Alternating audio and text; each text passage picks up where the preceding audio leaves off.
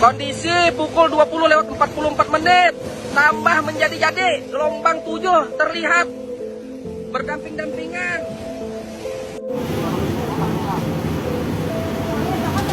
Anjay.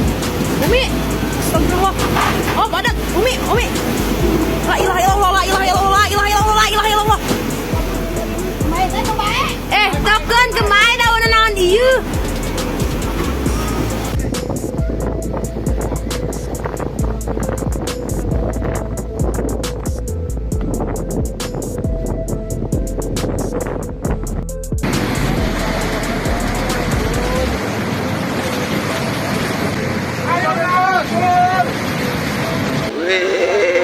Oke.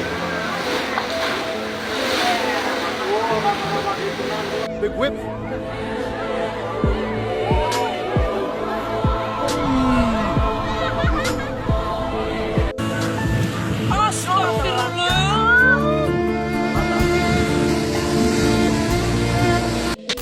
Kondisi cuaca laut di wilayah Indonesia kembali menjadi perhatian.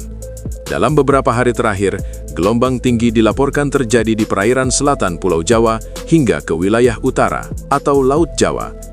Badan Meteorologi, Klimatologi, dan Geofisika atau BMKG mengeluarkan peringatan dini kepada masyarakat, khususnya nelayan dan pelaku aktivitas laut, untuk meningkatkan kewaspadaan.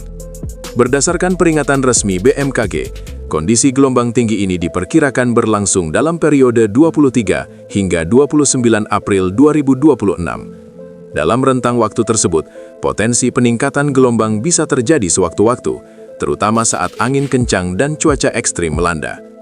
Di wilayah selatan Jawa yang berbatasan langsung dengan Samudra Hindia, tinggi gelombang dilaporkan mencapai antara 1,25 hingga 2,5 meter.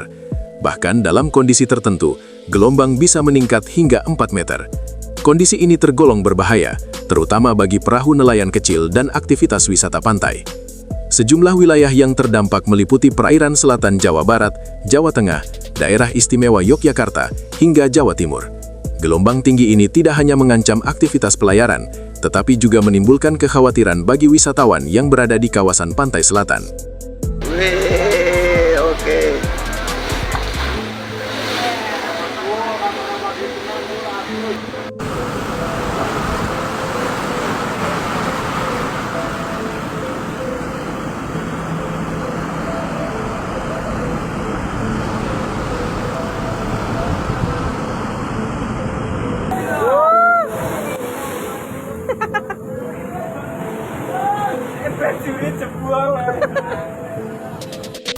Sementara itu, di wilayah utara Pulau Jawa atau Laut Jawa, kondisi gelombang memang relatif lebih rendah.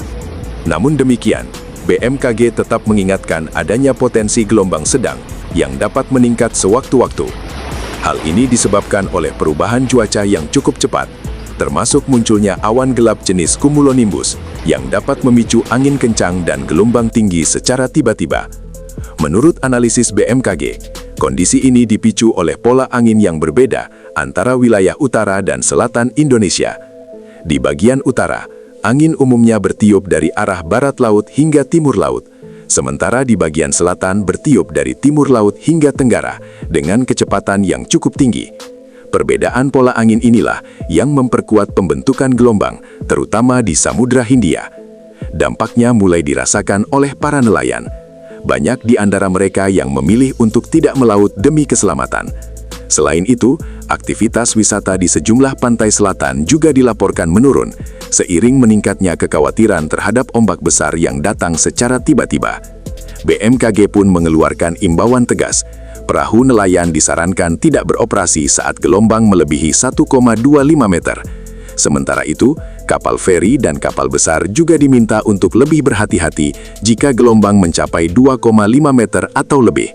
Bagi masyarakat umum, khususnya wisatawan, disarankan untuk tidak berenang atau bermain air di pantai selatan selama periode 23 hingga 29 April 2026, saat kondisi gelombang tinggi masih berpotensi terjadi. Selain itu, penting untuk selalu memantau informasi cuaca terbaru sebelum melakukan aktivitas di laut. Kondisi ini menjadi pengingat bahwa cuaca laut dapat berubah dengan cepat dan berbahaya.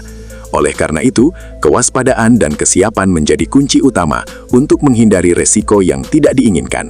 Tetap utamakan keselamatan, dan jangan abaikan peringatan cuaca dari pihak berwenang. Ini mulai ada peningkatan tinggi gelombang dan di pantai selatan untuk para wisatawan untuk berhati-hati bermain air. Ini akan terjadi puncaknya di pantai Selili Krakal nih, dan kami meliput untuk kenaikan tinggi gelombang pada hari ini.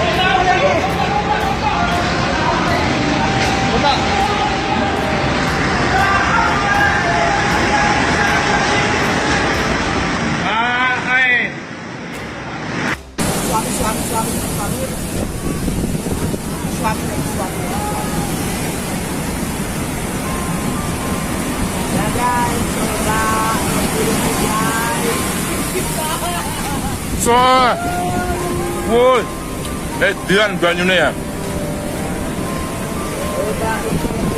Gua aja kecil kita ngono ya. Oh guys, sudah tak lagi guys. Wo tengah.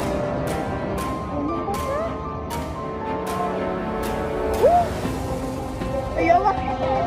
Ya Allah.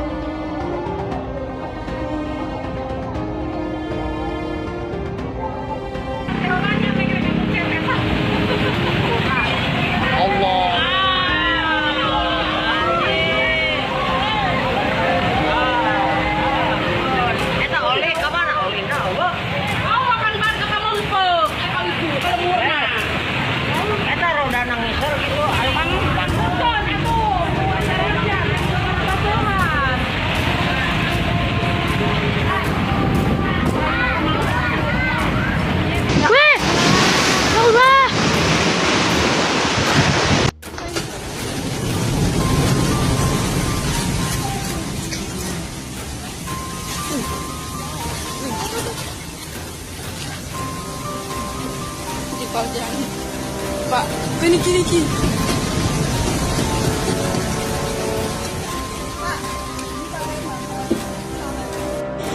Oh, ada.